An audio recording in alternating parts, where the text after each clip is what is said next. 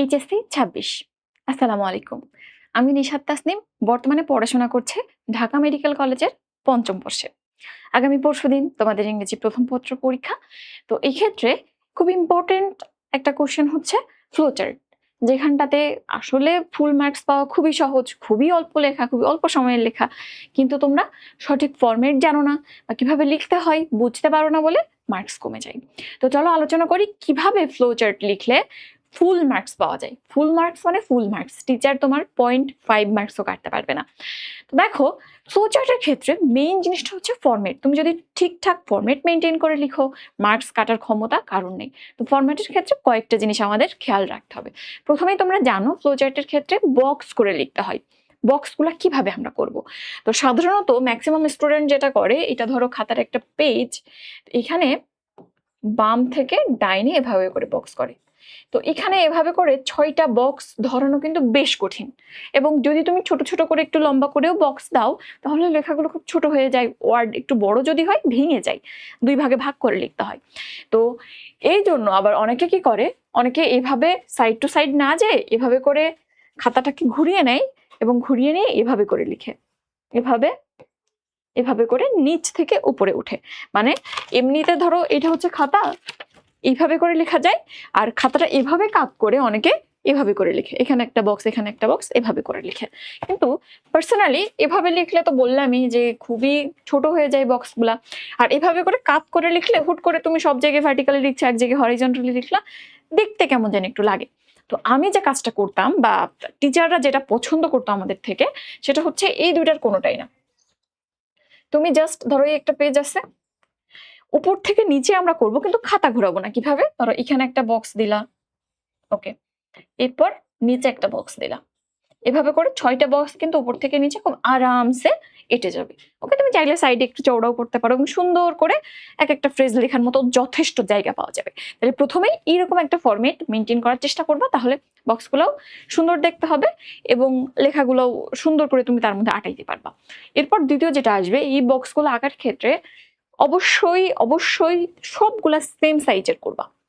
Same size, that is same height same ব্রেথের, সবগুলো একই সাইজের হবে। এবং খাতার মধ্যে ধরো এইখানে একটা বক্স শুরু হয়েছে, পরের বক্সটাও ঠিক এই বরাবর শুরু হবে, যে বরাবর শেষ হয়েছে সেই বরাবর শেষ হবে। একই রকম একই জায়গাতে মনে হবে যেন ইটের ব্লক তুমি জাস্ট উপর থেকে নিচে একইভাবে বসাই দিয়েছো। তাহলে সাইজটা একই রকম করবা, স্কেল দিয়ে মাপ দিয়ে নিবা, হয়ে যাবে।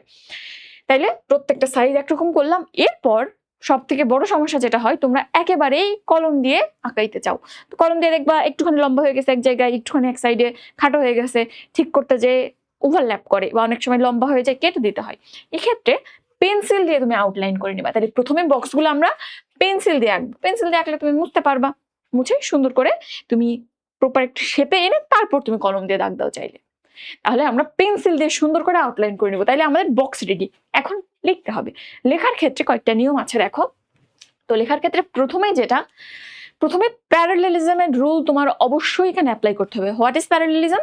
প্যারালেলিজম মানে কোনো একটা স্ট্রাকচার যদি আরেকটা স্ট্রাকচারের সাথে মিলে, ধরো তোমার এখানে একটা ফ্রেজ দেয়া আছে যেখানে শুরু হয়েছে একটা আর্টিকেল দিয়ে, তারপর একটা নাউন আছে, তারপর এক্সটেনশন আছে, তাহলে প্রত্যেকটা ওই যে 6টা স্টেম তুমি লিখবা, ওই 6টা বক্সের মধ্যেই তোমাকে আর্টিকেল প্লাস নাউন দিয়ে শুরু করতে হবে। বা ধরো এক জায়গাতে আছে জেরান্ড প্লাস আরেকটা নাউন বা অন্য কিছু, একটা ভার্ব আছে, ধরো এখানে জেরান্ড প্লাস ভার্ব আছে, তাহলে প্রত্যেকটা তোমাকে জেরান্ড প্লাস ভার্ব দিয়ে শুরু করতে হবে। বা আরেক জায়গায় ধরো টু প্লাস ভার্ব দিয়ে বা ইনফিনিটিভ দিয়ে শুরু আছে, তাহলে প্রত্যেকটা বক্সে তোমাকে টু প্লাস ভার্ব দিয়ে শুরু করতে হবে। এটা খুব ইম্পর্টেন্ট একটা রুল। আদারওয়াইজ এই প্যারালেলিজম বা অনুরূপতার রুল যদি তুমি না মানো, মার্কস কিন্তু কাটা যাবে। এরপর আসো, এখানে তুমি যে প্রত্যেকটা স্টেম লিখবা অবশ্যই সেগুলোকে ফ্রেজ হইতে হবে, ক্লজ হওয়া যাবে না। দ্যাট ইজ এখানে কোনো স্পেশাল সাবজেক্ট এবং এর সাথে কোনো ফাইনাইট ভার্ব থাকা যাবে না। তাহলে প্রত্যেকটাকে ফ্রেজ হইতে হবে। এখন তুমি ফ্রেজ নিয়ে ঝামেলা হবে না, কারণ একটা তো দেয়াই থাকে। তো ওই প্যারালেলিজমের রুল যদি তুমি অ্যাপ্লাই করো তাহলে ওগুলার ক্লজ হবে না। তবে খেয়াল রাখবা যেন এখানটাতে একদম পুরো একটা সেন্টেন্স বা ক্লজ না হয়ে যায়, সাবজেক্ট ফাইনাইট ভার্ব চলে না আসে, খেয়াল রাখবা। এবং আমরা কিন্তু জানি ফুল স্টপ কোথায় ব্যবহার করি আমরা, একটা পূর্ণাঙ্গ সেন্টেন্সের পর। ফ্রেজ কি একটা পূর্ণাঙ্গ সেন্টেন্স? নো। সো কখনোই ফ্লো চার্টের মধ্যে যে তুমি স্টেমগুলা বা ফ্রেজগুলা লিখছো কখনোই ফুল স্টপ দিবা না। সো নো ফুল স্টপ, কখনোই না। ফুল স্টপ দিলে কিন্তু মার্কস কাটা যাবে। ওকে, এখন আসো আমরা কিভাবে প্যারালেলিজমের রুলটা অ্যাপ্লাই করবো বা কিভাবে কি করবো, লিখবো কিভাবে। ওকে, আরেকটা জিনিস হচ্ছে একটা ফ্রেজ বা একটা প্যাসেজ তোমার দেয়া আছে, ধরো প্যাসেজ আছে, প্যাসেজ থেকে একটা ফ্রেজ দেয়া আছে প্রথম বক্সটাতে, পরের ফ্রেজগুলো তোমাকে খুঁজে বের করতে হবে। এখন তোমার প্যাসেজ থেকে এরকম অনুরূপ জিনিস অনেক পাবা, অনুরূপ প্রেজেন্টেশন অনেক পাবা, কিন্তু তোমাকে মেজর জিনিসগুলা যেগুলো বেশি ক্যাচি, বেশি ইম্পর্টেন্ট, সেগুলো খুঁজে বের করতে হবে। একজন ভালো স্টুডেন্ট খারাপ স্টুডেন্টের পার্থক্য কি? ভালো স্টুডেন্ট জানে কি লিখতে হবে, কিভাবে লিখতে হবে, বা ইম্পর্টেন্ট জিনিস কোনগুলো সেইগুলো আগে হাইলাইট করতে হবে। সো তোমাকে মেজর জিনিসগুলো খুঁজে বের করতে হবে। এটা একটু প্র্যাকটিসের ব্যাপার, আগে তুমি করেছো এবং এখন তো বুঝো। একটু জ্ঞান বিবেক দিয়ে চিন্তা করবা যে কোনটা এখনকার সোসাইটিতে বেশি বিদ্যমান, বেশি প্রিভ্যালেন্ট, কোনটা বেশি ইম্পর্টেন্ট, সেগুলো লিখবা বেছে বেছে।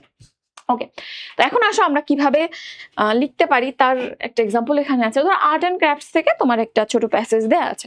কোশ্চেনটা কিভাবে হয় দেখো, read the following text but following passage and make a flow chart showing important aspects of craft art. তো এখানটাতে শোয়িং বা ইলুমিনেটিং বা প্রেজেন্টিং এরকম একটা ওয়ার্ড থাকবে, এরকম একটা ওয়ার্ড আছে, এর পরে যেটুক থাকবে এইটাই তোমাকে আসলে খুঁজে বের করতে হবে। তাহলে আমাদের ওই প্যাসেজ থেকে কি খুঁজে বের করতে হবে? Important aspect of craft, that is important characteristic এক কথায় বলতে গেলে। তাহলে তোমার খুঁজে বের করতে হবে ইম্পর্টেন্ট ক্যারেক্টারিস্টিক। এটা আগে পড়ে নেবা, সুন্দর করে প্যাসেজটা পড়লা, কোশ্চেনে কি বলছে এটা যদি আগে দেখে নাও, তাহলে প্যাসেজ পড়ার সময় ওই জিনিসগুলো একটু মার্ক করে আসতে পারবা, দাগ দিয়ে আসতে পারবা। তাহলে আগে কোশ্চেনটা একটু দেখবা কি খুঁজে বের করতে বলছে, এরপর যে প্যাসেজ পড়বা সুন্দর করে, একটা পাইছো একটু ছোট্ট করে আন্ডারলাইন করে দেবা, আরেকটা পাইছো অল্প করে পেন্সিল দিয়ে ছোট্ট একটা আন্ডারলাইন করে রাখবা, তাইলে পরবর্তীতে খুঁজতে সুবিধা হবে। তাহলে আমরা পড়ে ফেললাম। এরপর বলেছিলাম লেখার ক্ষেত্রে প্রথম যে বক্সটাই, যে টেক্সটটা দেয়া থাকবে, ওই নিয়ম অনুযায়ী আমাদের প্যারালাল স্ট্রাকচার বানাইতে হবে। তাহলে এখানে দেখো কি প্যারালেলিজম আমরা ফলো করতে পারি। শুরু হয়েছে কি দিয়ে? অ্যান দিয়ে, দ্যাট ইজ এটা একটা আর্টিকেল, এবং এরপরে কি আছে? একটা অ্যাডজেক্টিভ আছে, অ্যাডজেক্টিভ আছে, এরপর আদার্স আছে। তো আমরা এখানটাতে আর্টিকেল এবং অ্যাডজেক্টিভ এইটা দিয়ে শুরু করার চেষ্টা করবো। আর্টিকেল ইজ আ মাস্ট এবং এরপরে অ্যাডজেক্টিভ দিতেই হবে। তাহলে এই আর্টিকেল আর অ্যাডজেক্টিভ দিয়ে তুমি পরবর্তী বক্সগুলো ফিল আপ করবা। তাহলে প্রথমে আমরা টেক্সট পড়লাম, কি কি ক্যারেক্টারিস্টিক বা অ্যাসপেক্ট এখানে আছে আমরা মার্ক করে নিলাম। এখন ওগুলাকে একটু ঘুরিয়ে ফিরিয়ে তোমাকে এই ফরম্যাট, আর্টিকেল প্লাস অ্যাডজেক্টিভের ফরম্যাটে লিখতে হবে। এবং কি বললাম, প্রত্যেকটা ফ্রেজ হবে, কখনোই ফুল স্টপ ব্যবহার করা যাবে না। এরপর আসো আমরা যদি এখানে আর্ট অ্যান্ড ক্রাফটস থেকে কি কি পেয়েছি তার একটা এক্সাম্পল তোমাকে দিই এই ফরম্যাট অনুযায়ী। দেখো আমি এখানে কয়েকটা লিখেছি।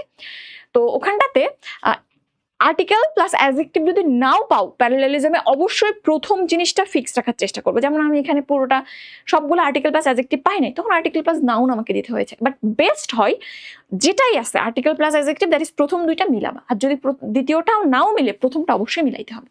তাহলে এখানে দেখো আমি প্রথমে একটা লিখেছি যে ক্রাফট ওয়ার্কের আরেকটা characteristic a product of folk imagination. Okay, আরেকটা দেখো এখানে অ্যান হবে, an icon of individual creativity. এরপর দেখো আর সিম্বল অফ আর্টিস্টিক ইনজেনুইটি। তাহলে এই যে জিনিসগুলো দেখো একই রকম ভাবে আমি সব জায়গাতে আর্টিকেল দিয়ে শুরু করেছি, প্যারালেলিজমের রুল মানা হয়েছে গেল।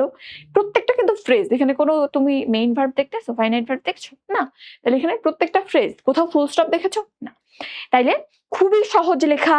তুমি প্রথমেই দেখবা কি চাইছে, যে শোয়িং ওয়ার্ড কি দেখতে বলছে। ওকে, দেখলাম যে এই জিনিসগুলো শো করতে হবে, তাহলে আমি এখন প্যাসেজে খুঁজি কোথায় কি কি আছে। তো প্যাসেজটা পড়বা, সুন্দর করে মার্কস করে আসলাম। ধরো 6-7টা মার্ক করলাম, আমি 6-7টা জিনিস পেয়েছি।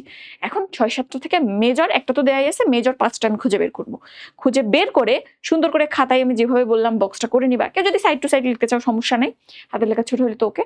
তো সুন্দর করে বক্স করে নিবা, এবং বক্স করার পর তুমি সুন্দর করে এই রুল অনুযায়ী parallelism, phrase and no full stop, এই রুল অনুযায়ী তুমি লিখে ফেলবা। ওকে, এবং চেষ্টা করবা যে পেজে তুমি ফ্লো চার্ট লিখেছো ওই পেজে অন্য কিছু না লেখার। ওই পেজে শুধুমাত্র ফ্লো চার্ট থাকলেই বেটার হয়, কারণ এমনিতে তো অন্য জিনিসের সাথে গুলিয়ে গেলে কেমন দেখা যায় এবং বেশ ভালোই জায়গা লাগে। আর যদি তুমি উপর থেকে নিচে লেখো, অন্য কিছু লেখার তো প্রশ্নই আসছে না। সুন্দর করে প্রেজেন্ট করবা। এখানে কিন্তু প্রেজেন্টেশন বা তুমি দেখতে যত সুন্দর করে লিখতে পারবা, এবং যদি জাস্ট স্ট্রাকচারটা ফলো করো, ভিতরে কি লিখছো খুব যে বেশি ইম্পর্টেন্ট তা না। তাহলে এই কয়েকটা জিনিস ফলো করলেই কিন্তু ফ্লো চার্টের ক্ষেত্রে ফুল মার্কস পাওয়া যায়। তাহলে আজকের এই ভিডিওটা এই পর্যন্তই। নেক্সট আমরা আরো ইম্পর্টেন্ট কিছু টপিক কিভাবে লিখবো, কিভাবে প্রেজেন্ট করলে ফুল মার্কস পাবো সেটা নিয়ে আলোচনা করব। সে পর্যন্ত আল্লাহ হাফেজ, আসসালামু আলাইকুম।